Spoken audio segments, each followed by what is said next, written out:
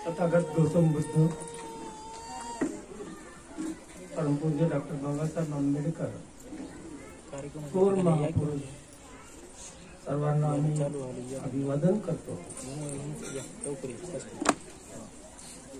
मित्रो, आज आठवणीचा दिवस, उज्ज्वला ताईंचा स्मृती दिन. हा कार्यक्रम घेण्यामागे प्रकाश आज नावारूपाला आलेला आहे. उज्ज्वलाताईंनी त्यांच्या जीवनामध्ये जे प्रसंग आले त्या प्रसंगाचं वर्णन शब्दामधून प्रकाश ढवळे सरांनी केलेलं आहे. आणि त्या कवितेचं प्रकाशन सोहळा आज इथे संपन्न होतो आहे. या कार्यक्रमासाठी अध्यक्ष म्हणून सप्तरंगी साहित्य मंडळाचे अध्यक्ष सन्माननीय अनुवर्तीजी वाघमारे सर उपस्थित झालेले आहेत. ग्रामीण कवी म्हणून मातोश्री प्रतिष्ठानचे संचालक अध्यक्ष नागरावजी डोंगरे सर आहेत. आदरणीय भाष्यकार गंगाधररावजी ढवळे सर आहेत. ताईने आता बाबासाहेबांचं गीत गायलं.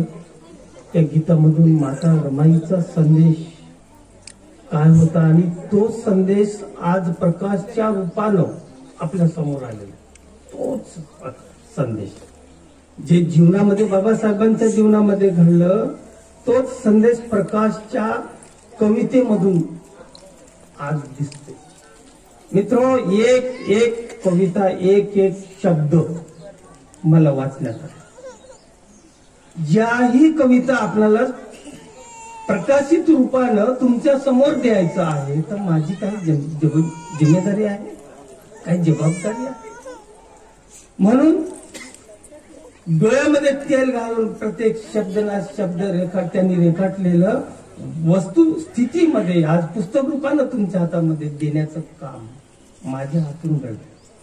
मी स्वतःला भाग्य समजतो. मला प्रकाश ढवळे सरांनी जी संधी दिली, त्या संधीचं सोनं आकाश प्रकाशन नांदेड YouTube चॅनल पण आहे आणि प्रकाशन संस्था पण आहे. आणि या प्रकाशन संस्थेला ढवळे सरांनी जी संधी दिली त्याबद्दल त्यांचं मी ऋण व्यक्त करतो. आणि आपण सर्वजण आलात, आमचं स्वागत केलं, आयोजकांनी संधी दिली. आणि जाता जाता एक सांगतो मित्रो, ज्या ढवळे सरांनी या पुस्तकामध्ये त्यांच्या जीवन चरित्रावर, त्यांच्या जीवन अनुभवातून ह्या कविता साकार झालेल्या आहेत. जेव्हा पुस्तक सर तुम्ही छपाई करतात का असं त्यांनी विचारले, तर मी फक्त मला अगोदर व्हॉट्सअपवरती कविता पाठवा आणि मी विचार करतो असं म्हटलो त्यांना. पण त्यांनी तसं न करता त्यांनी चक प्रिंट करून माझ्या हातात दिली, म्हणजे कच्ची प्रिंट. त्या पुस्तकातील सर्व चुका शोधून ज्या काही बदल करायचा आहे तो बदल करून तो प्रकाशित करण्यात आला. अतिशय दुःखमय कविता आहे, तेवढ्याच त्या प्रबोधनात्मक कविता आहे. माणसाच्या जीवनामध्ये येणारे अनेक प्रसंगाला कसं सामोरं जावं, या प्रसंगाच्या समोर गेल्याच्या नंतर आपल्याला काय मिळते, या समाजासाठी आपल्याला काही देणं आहोत, मग हा आदर्श आपण कुठेतरी दिला पाहिजे. हा एकमेव उद्देश या पुस्तकातून आपल्याला प्रकाश ढवळे सरांनी दिलेला आहे. दुखत आहेच, प्रत्येकाला जायचंच आहे, पण मागे मरूनही कीर्तिरूपी उरावे. आज त्या माऊली नाहीत, पण त्या माऊलीचा आदर्श या सगळ्या लेकीसाठी आहे, या सगळ्या नातवासाठी, या सगळ्या समाजासाठी एक आदर्श आहे, कविता रूपी आदर्श. त्यांनी प्रकाश ढवळे सरांनी प्रकाश देण्याचं काम उज्ज्वलाताईच्या स्मरणार्थ, त्यांच्या शब्दातून त्यांच्या कार्यातून सगळ्यांना प्रकाश देण्याचं काम प्रकाश ढवळे सरांनी केलेलं आहे. म्हणून त्यांचं मी धन्यवाद मानतो आणि ते पुस्तक माझ्या हातून प्रकाशित झालं. एवढंच मी आपल्या समोर सादर करतो. हे पुस्तक सर्वांनी वाचावं आणि यातील प्रत्येक कवींच्या प्रत्येक कविता ही आपल्या मनाला खासून निघणाऱ्या कविता आहे. जरी प्रकाश ढवळे सर नाही म्हटले तर त्याच्यामध्ये एक कविता अशी आहे, माणसाच्या जीवनात आशेचा एक किरण असायला हवा. माणसाच्या जीवनात आशेचा एक किरण असायला हवा. विझून टाकला त्यांनी आशेचा दिवा, जे वाटे सुंदर शांत गारवा. म्हणे त्यांनीच तर पेटवला हा सारा वनवा. म्हणे त्यांनीच तर पेटवला हा सारा वनवा.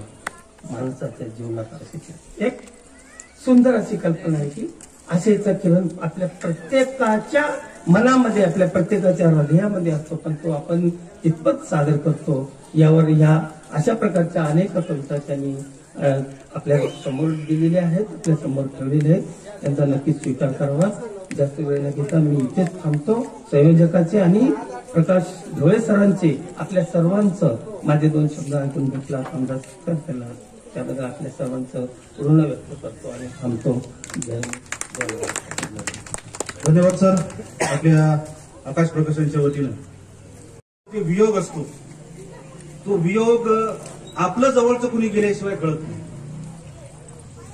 आणि याच वर्षी रमाताई कठारे ताई या ठिकाणी उपस्थित आहेत.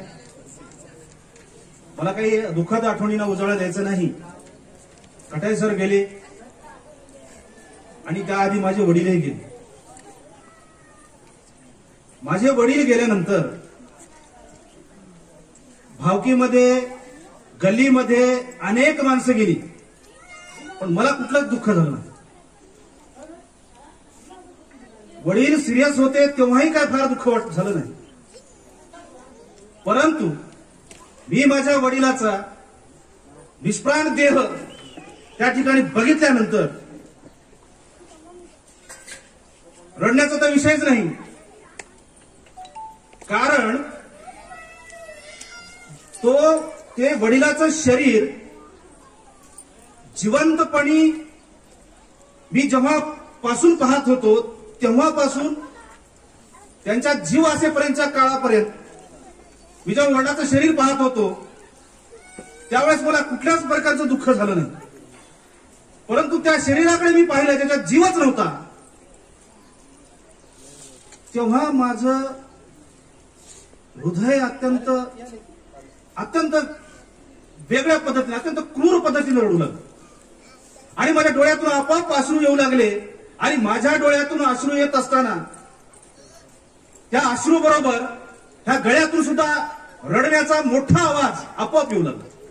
आणि हे कसं घडलं ते मला समजेन असं झालं. आणि तोंडाला मास्क होता, डोळ्यावर चष्मा होता आणि मी रडत असलेलं सुद्धा कोणाला कळत नव्हतं. इतकी भयंकर परिस्थिती ती होती. आज जरी आपल्या तोंडाला मास्क नसले तरी ज्या वेळेला वडिलाचं पार्थिव दवाखान्यातून स्मशानभूमीकडे आणलं आणि स्मशानभूमीच्या सरणावर ठेवल्यानंतर त्या ठिकाणी म्हटले की पीपी किट घाला आणि घरातला जे कोणी मोठा असेल त्यांनी येऊन अग्निसंस्कार करा.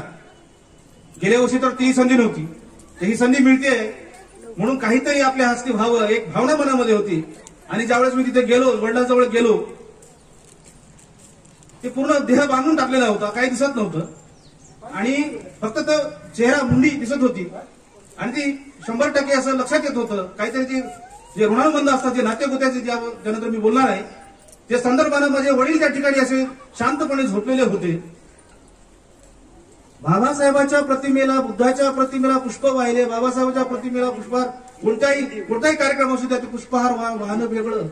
आणि स्वतःच्या वडिलाला मी ज्यावेळेस पुष्पहार अर्पण करत होतो त्यावेळेस तो क्षण जो आहे, त्यावेळेस माझ्या भावना आहेत मी या ठिकाणी सुद्धा व्यक्त करू शकत नाही. म्हणून हे जो वियोग आहे, हे जे दुःख आहे, हे त्यालाच कळतं ज्याचं अशा पद्धतीचं हे झालेलं आहे. आणि म्हणून प्रकाशजी ढवळे यांच्या मनामध्ये डोक्यामध्ये जे काही विचार येत गेले त्यांनी ते याच्या ठिकाणी मांडणी केलेली आहे.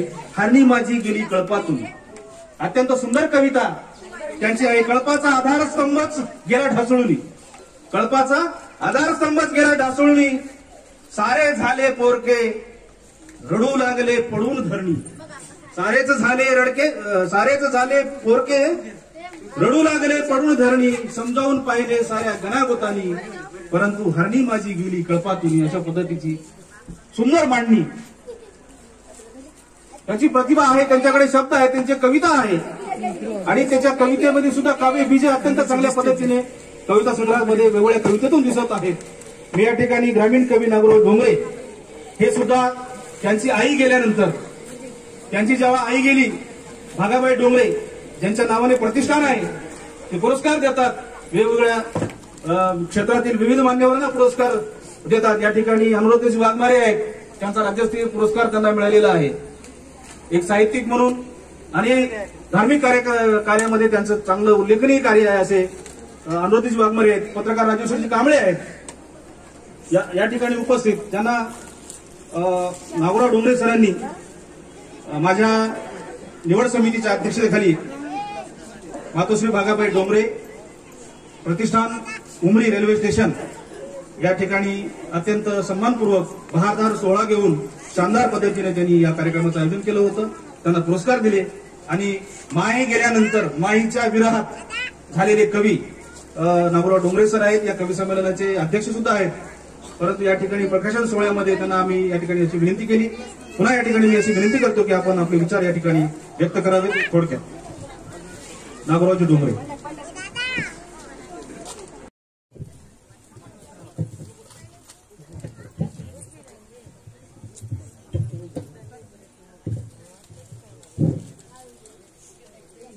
महाकारुणी तथागत गौतम बुद्ध,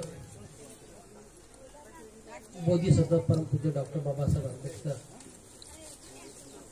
ज्याने ज्याने बहुजनांच्या उद्धारासाठी अहोरात्र आपल्या जीवाची परिकष्ट करून आपल्याला माणसात आणण्यासाठी अहोरात्र कष्ट केले, त्या सर्व महापुरुषांना मी विनम्र अभिवादन. आज दिनांक 17/10/2021 रोजी मोजे कंधार येथे आमच्या भगिनी उज्ज्वलताई यांच्या स्मृतिदिनानिमित्त पुस्तकाचं प्रकाशन व कवी संमेलनाचं आयोजन करण्यात आलेलं आहे. या सोहळ्याचे अध्यक्ष, सप्तरंगी साहित्य मंडळाचे अध्यक्ष, राज्य पुरस्कार विविध क्षेत्रामध्ये ज्यांचं उल्लेखनीय कार्य आहे त्या अनुराधजी वाघमारे सर, या पुस्तकाचे भाष्यकार करणारे, जे नवयुवकांना माणसामध्ये आणणारे आणि माणसामध्ये आणून सोडणारे जे आधारस्तंभ, स्तंभलेखक, समीक्षक, विचारवंत, पत्रकार, माझे स्नेहमित्र जिगर गंगाधरजी ढवळे, त्याचबरोबर माझ्या समवेत असणारे सप्तरंगी साहित्य मंडळाचे जे सचिव आहेत, आकाश प्रकाशक युट्यूबचे चॅनल आहेत, संचालक आहेत, त्याच ठिकाणी आदरणीय मॅडम, त्याचबरोबर आदरणीय दुसऱ्या मॅडम, जे माझे मार्गदर्शक, आंबेडकरी चळवळीचे थोर नेते, या विभागाचे शिल्पकार आदरणीय रामरावजी पवार साहेब, सर्व बसलेले माझे सर्व श्रद्धावान उपासक आणि उपासिका, विविध क्षेत्रातील विविध मान्यवर, पत्रकार मित्र, माझे स्नेहमित्र राजेश भाऊ सोनकांबळेजी, राज्य पुरस्कार प्राप्त. मी नागोराव विठ्ठलराव डोंगरे, तालुका उमरी, जिल्हा नांदेड इथं सहशिक्षक आहे. माझे स्नेहमित्र गझलकार आदरणीय आत्मदादा या ठिकाणी झाले, त्यांचं पण या स्वागत आहे. माणसाच्या वेदना जेव्हा निर्माण होतात, आंतरिक वेदना जेव्हा निर्माण होतात, तेव्हाच कवितेचा जन्म होतो. कविता हा सहजासहज निर्माण होत नाही. कवितेला काय आकार उकार देऊन तिला काय तयार करता येत नाही. कुठेही दुःख तुम्हाला बांधता येत नाही. जेव्हा आंतरिक वेदना होतात, मनाची वेदना निर्माण होतात, त्याच ठिकाणी कवितेचा जन्म होतो आणि तो माणसामध्ये होऊ शकतो. मला वाटते की प्रकाश ढवळे बंधूच्या अंतकरणामध्ये ही सातत्याने ती कविता बसू देत नव्हत्या.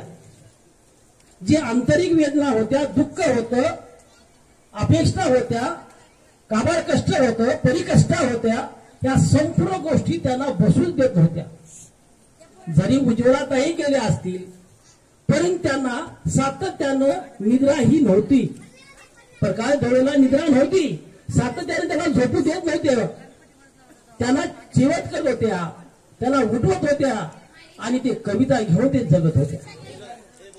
उज्ज्वल म्हणजे उन्हातानामध्ये, उज्ज्वलच नाव दिलं, उन्हातानामध्ये जीवाची परिकष्टा करून आपलं जीवन आदर्शमय जगणारी ती म्हणजे उज्ज्वलता आहे. उन्हातानात परिकष्टा करून जीवाची व्यथा निर्माण करून आपल्या संसारामध्ये आपल्या मुलाबाळाला जगवण्याचं काम ती उज्ज्वलाताई केलेली आहे. तिचं नावच उज्ज्वल आहे. म्हणजे जीवाची आटापिटा करून परिकष्टा करून आपला संसार आदर्श कसं निर्माण करता येईल या उद्देशानं आदरणीय उज्ज्वलाताई आपल्या जरूर गेले असतील, परंतु ते आज सूरज से कीर्ती बड़े है बिना पंख से उड़ जाएगा, सूरज से कीर्ती बड़े है बिना पंख से उड़ जाएगा, अरे मूर्ति जाती बगैर कभी कीर्ती नहीं जाएगा. याच हेतूने हा उज्ज्वलताई गेलेले असतील, पण आपल्या अंतकरणामध्ये ते घर करून आजही आहेत. ती सातत्याने आपल्याला उजाळा देणारच आहे. आणि त्या ठिकाणी जल म्हणजे जलाप्रमाणे तुमचा विचार होता. जल म्हणजे गंगा आहे, शुद्ध गंगा होती, विचारांची गंगा होती, संस्कारांची गंगा घरामध्ये होती. आणि म्हणून हा जीवाचा आटापिटा करून ती सोडून जरी गेली असेल तरी आपण दुःख करायचं नाही मित्र. मी सुद्धा कवी झालो नसतो. माझी माय गेल्या तेव्हा माझ्या आंतरिक वेदना निर्माण झाल्या आणि महाराष्ट्रामध्ये माझ्या माय पहिल्या पुरस्काराला हजारो किती पुरस्कार भेटलेले आहेत. हे मी असं का म्हणालो की आंतरिक वेदना जोपर्यंत निर्माण होत नाहीत तोपर्यंत कवितेचा जन्म होत नाही. असाच प्रकार ढवळे साहेबांचा आंतरिक वेदना आजही त्यांना बसू देत नाहीत. म्हणून उज्ज्वल जे आहे, जल म्हणजे पाण्यासारखं निर्मळ मन असणारी बाई आम्हाला सोडून गेलेली आहे. त्यांच्या अंतकरणामध्ये आजही आपला जागा निर्माण केली आहे. आता हो म्हणजे की वजनाने वागलेली घरात बाई, म्हणजे ढवळे घराच्या परिवारामध्ये वजनाने वागून एक आदर्शमय संसार निर्माण करून ती आपल्याला सोडून गेलेली आहे. तिने आपल्याला सोडून गेली आहे. घरटा हा सुना गेली आहे आणि त्या घरट्याची राखण या सर्व पाखराला आता करायची आहे. कारण या पाखराला कोण वाली आहे? पाखराचा वाली बाप आहे. बापाला सुद्धा दुःख विसरावं लागणार आहे. या पाखराला घेऊन आपलं जीवन जे आदर्श जीवन जे असणार आहे सातत्याने जगावं लागणार आहे. समाजापुढे आपल्याला जावं लागणार आहे. समाजाला तोंड द्यावं लागणार आहे. समाजाची व्यथा ऐकून घ्यावं लागणार आहे. घरच्या व्यथा ऐकून घ्यावं लागणार आहे आणि आपला आदर्श संसार जे असणार आहे सुखाने जगावं लागणार आहे. आणि म्हणून ते उज्ज्वलाताई अशा होत्या. शेवटचा हक्क ल संसारामध्ये लक्ष वेधित होतं त्यांचं. ल म्हणजे संसारामध्ये लक्ष वेधित होतं. घरामध्ये संपूर्ण आपल्या चाकोरीमध्ये जीवनामध्ये जसा संसाराचा चाक होता त्या पद्धतीने वावरणारी उज्ज्वलाताई होती. आणि उज्ज्वलाताईचा आदर्श घेण्यासाठी आपण या ठिकाणी त्यांच्या स्मृतिप्रित्यर्थ जे असणार आहे हा कार्यक्रम आयोजित करण्यात आलेला आहे. फार मोठी असणार आहे. आले डोळ्यात पाणी पुसणार नाही कोणी, आले डोळ्यात पाणी पुसणार नाही कोणी, करदार माणसाची दुर्वेद नाही कोणी, काळीज सोलणारा व्यवहार त्याचा, काळीज सोलणारा व्यवहार त्याचा, डोळ्यातील वेद पाणी पुसणार नाही कोणी. बहिणी हो, तुम्ही किती जरी रडलात तरी फरक पडणार नाही. दुःख किती जरी आलं तरी तुम्हाला फरक पडणार नाही. स्वतःचं दुःख जे असणार आहे स्वतःलाच आत्मसात करावं लागणार आहे. छातीवर दगड ठेवून राहावं लागणार आहे. समाजापुढे आपण जर लढत बसलात तर आपला जे आयुष्य मर्यादा जी असणार आहे पुन्हा कमी होणार आहे. गेलेल्या माणसाचा विचार करू नका. तुम्ही जे आहेत त्या माणसाचा विचार करा. गेलेल्या माणसाचा विचार करून तुम्ही जगू नका. त्यांचं स्मरण ही फक्त सातत्याने हृदयात ठेवा तुम्ही, तर त्यांच्या ठिकाणी पिथार्थ जे असणार आहे स्मृती भिन्न असणार आहे हे आदर्शमय ठरल्याशिवाय राहणार नाही. मला खूप बोलायचं आहे पण खूप मान्यवर आहे. आणि म्हणून मी म्हणतो की दुःख हे दुःखाला पादर फोडण्यासाठी आपल्याला परिकष्टा करावा लागणार आहे. दुःखाला शोषून ठेवण्यासाठी छातीवर दगड ठेवावा लागणार आहे. दुःखाला नष्ट करण्यासाठी गौतम बुद्धाचा आणि बाबासाहेबांचा विचार आत्मसात करावा लागणार आहे, तरच आपलं दुःख नष्ट होतो आणि त्याच ठिकाणी आपलं जीवन आदर्शमय जगू शकतो. इथंच थांबतो. जय भीम, जय बुद्ध. धन्यवाद सर.